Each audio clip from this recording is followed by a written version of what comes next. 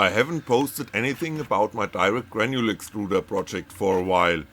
The reason was that I only wanted to record another video once I had found a really reliable design, which is now the case.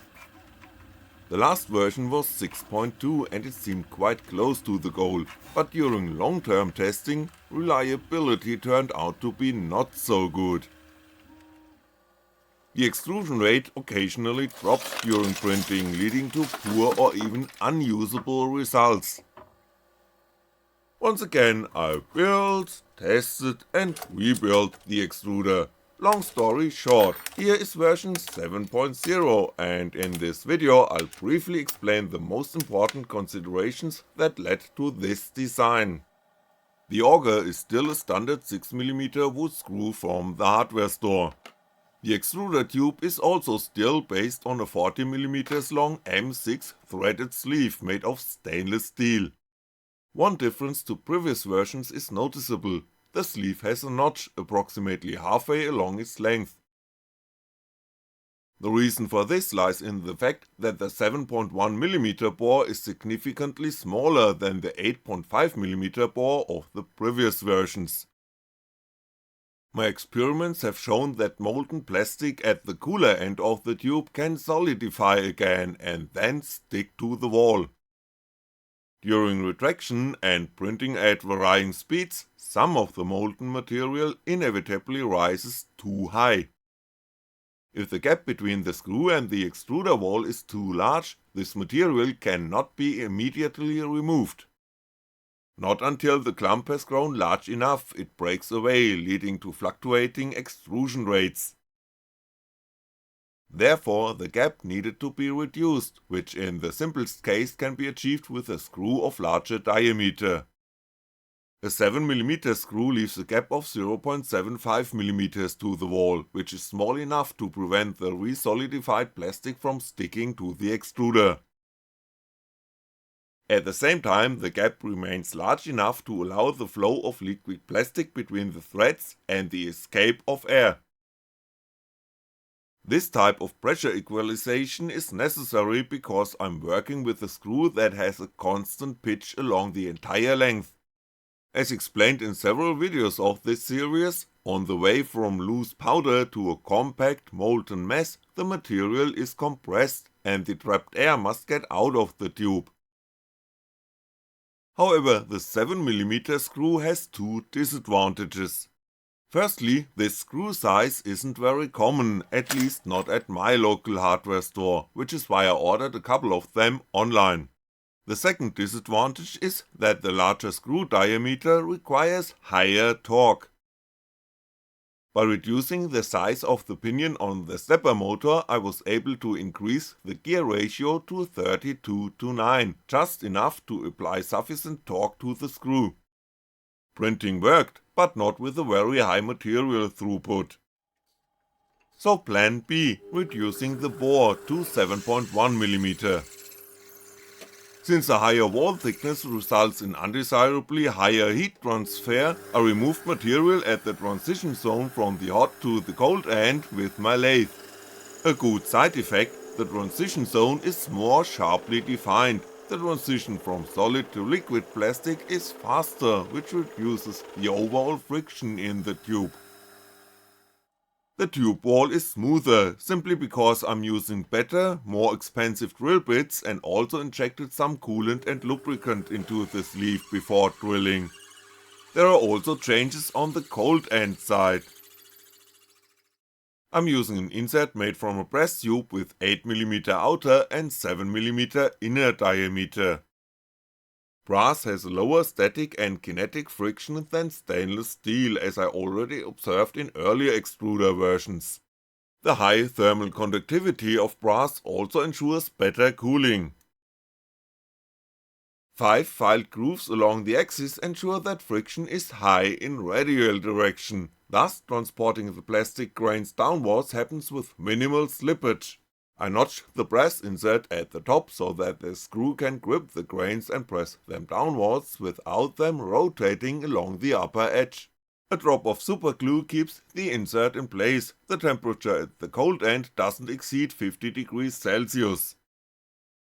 The extruder tube is drilled out to 8mm, 20mm deep to almost the point of the outer groove.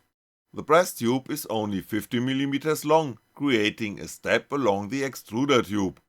This pre-compresses the powder and forces out some of the trapped air. This step must not be too large, as the powder cannot be compressed indefinitely, at least not with the finite force available to me. Too large and the extruder will get clogged, too small and the desired effect won't be achieved. The 0.5mm wall thickness of the brass tube works well. I also notched the top edge of the extruder tube. The inner diameter of the brass insert is slightly smaller at 7mm than the bore of the threaded sleeve, which widens the extruder's inner diameter slightly towards the hot end. This is better than a narrowing, as that would make the extruder more prone to clogging. I experimented a lot with enameled extruder tubes because this glass coating significantly reduces friction with the tube wall. Since version 7.0 also works without the coating, I'm leaving it as is. Coating at least the lower half of the tube is an option for further experimentation. The water cooling system has only been slightly modified and now comes without front covers. The aluminum block is drilled so that the water is still routed around the extruder tube. The rear cover is milled from aluminum and is attached with two screws. Glue serves as the sealant. The connections for the water hoses are screwed on the left and right. The extruder tube is inserted into the aluminum block up to the notch and locked in place with two screws. It sticks out 5mm on the top of the aluminum block. The screw is no longer floating, brass washers ensure it is firmly connected to the coupling of the gearbox.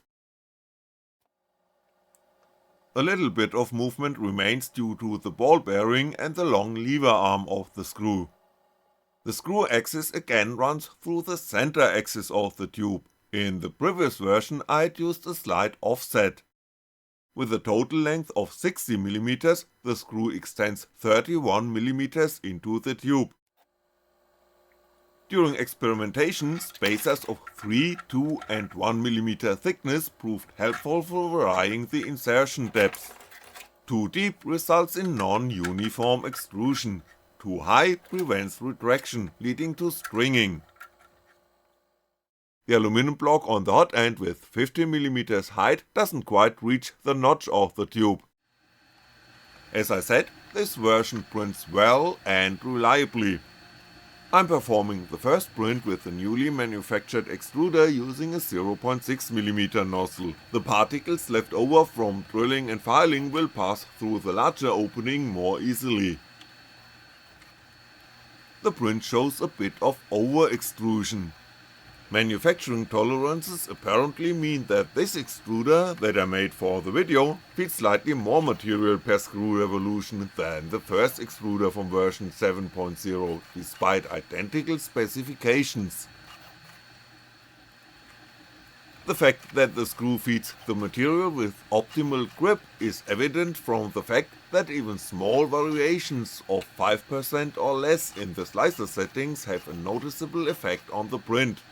In previous versions at least 10% or more was required to produce visible signs of over or under extrusion. The material is extruded with almost no slippage. Despite slight over extrusion, the first print is successful. The walls of my standard track link are nice and smooth. The next print is done with a 0.4mm nozzle and a reduced filament factor. In terms of reliability, the extruder version 7.0 sets new standards. I've already printed a small fleet with the first extruder from version 7.0 and there are no gaps visible on any of the Benchies. The second extruder of the series is working perfectly from the beginning. Infill and perimeters are printed at significantly different speeds, without any gaps appearing on the outer walls. As seen in the previous video, the predecessor version had weaknesses in this regard.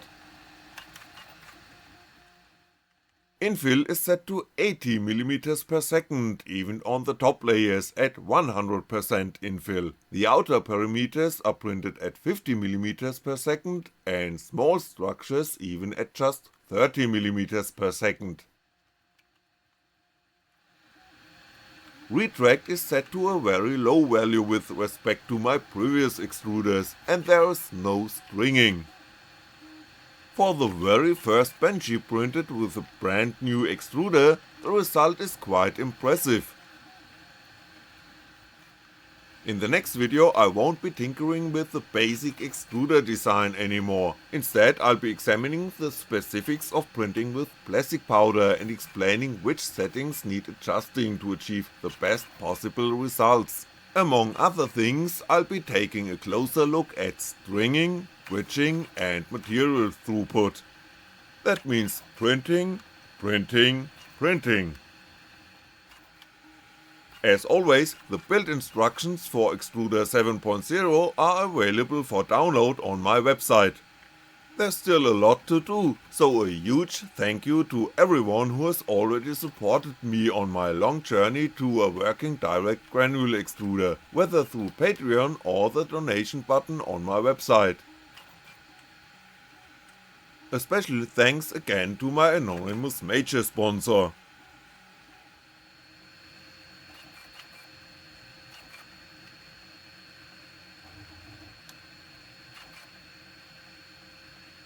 Thanks for watching, and I'll be back.